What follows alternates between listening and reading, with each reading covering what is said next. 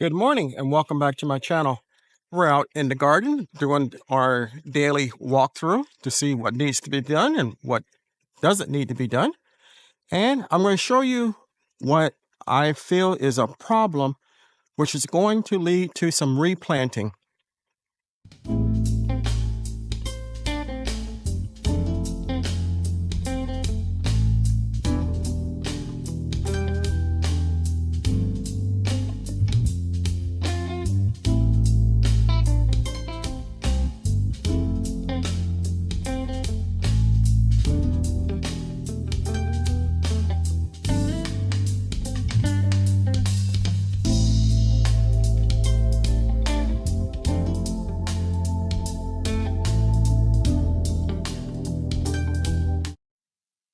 Hey, this is my brassica bed that had broccoli and cauliflower in it. And as you can see, there has been some really significant pest pressure. This one, particular broccoli has all the leaves eaten off of it and some of the stalks. And all the other ones are pretty much the same way.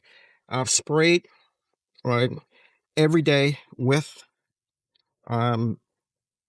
DT and malathion, and doesn't seem to be helping or anything like that. So what I'm going to do is start some more inside the house, and when they get big enough, hopefully the temperature will have cooled some so we don't have as much pest pressure.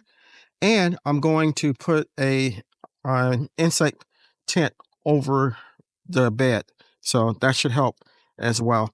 It's not only this bed, but my black-eyed pea bed. You can see that the leaves have been eaten a lot, whereas a week ago they were looking very, very, very good. Okay, this is my sweet potato bed or muffins patch with the sweet potatoes, the white potatoes, the resurrection lilies, and the lamb's ear. And as you can see, the sweet potato have taken over the bed, but while that's a good thing, you can also see that insects have really done a number on the leaves. Now, while I'm concerned about it, I'm going to be digging these up soon anyway. So hopefully I will have a good harvest from it. But as you can see, the insects are really, really, really out of control. And I've sprayed. Hopefully this will help this particular bed. But it's a pain, really, really a pain. Okay, we're back inside the house and we're going to start some seeds. I've already started some cabbage, some purple top turnips, and some cauliflower. The next one I'm going to plant is Long Island improved Brussels sprouts. I've never been able to actually get a sprout on the plant of the Brussels sprout, so hopefully this year will be different.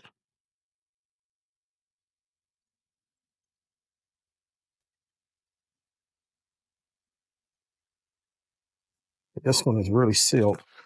Okay. We're only going to do 3 of these.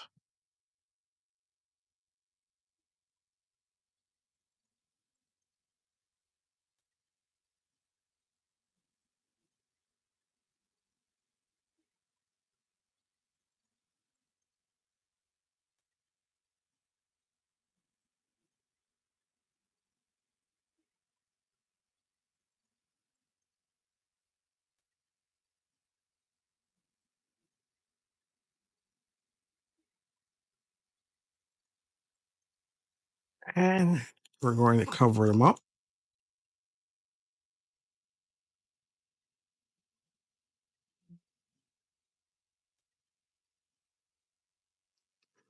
Put our label in. Next, we're going to do some broccoli, and this is the Waltham 29 variety. We're going to do 6 of these.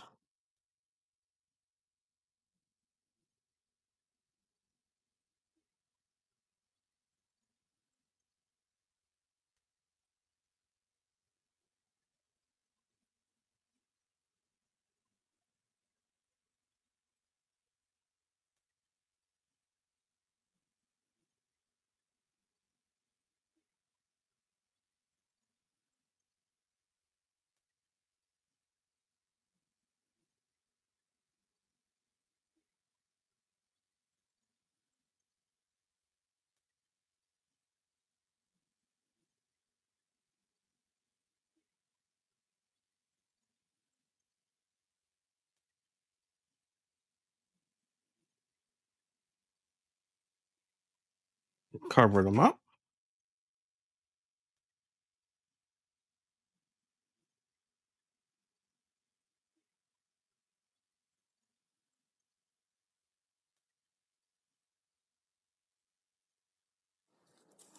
Put our label in. And last but not least, we have another variety of broccoli, the Cecil, and we're only going to do 3 of those.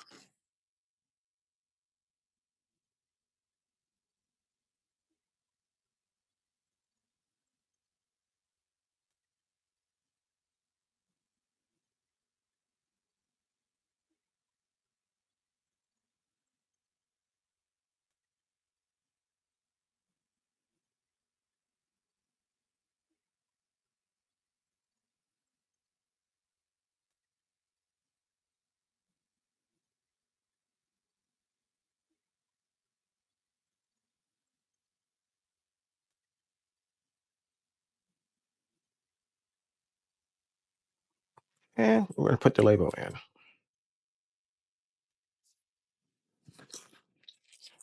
Okay, the soil has already been pre-moistened. And next, we're going to go ahead and put these on the heating pad inside the grow tent. Okay, so we're here inside the grow tent. I have some previous plants that I started, and as you can see, they're coming along pretty well. We have 2 tomato plants. I believe one is a cherry tomato, and I think the other one may be as well. I'm not really sure. And we have some squash, and we have some moringa plants. The tomato plants are going to stay in the grow bag, and I'm going to try an experiment to see if I can grow these during the fall and winter inside. The squash are going to go out, as well as the moringa. I brought the moringa in because it didn't seem to be doing very well, but it looks like it's starting to do okay. We'll have to up pot it in a bigger pot. And we have seedlings that we started previously, and I put them in the same tray as the one that I just started. We have some hot pepper plants. Looks like 2 are starting to pop through, which is good. We have some mustards, some collards, and some spineless zucchini. Now we're going to go ahead and keep these on the heat mat until the majority of them pop through, and then we'll remove the heating mat. So I want to thank you for coming along with me while we did this video. I hadn't planned on making it, but it was necessary due to the insects ravaging my fall plants. I hope you got something out of it. If you did, give me a thumbs up. I hope the video brought a smile to your face and a little joy to your heart. If you haven't subscribed to my channel, take a moment to consider doing so.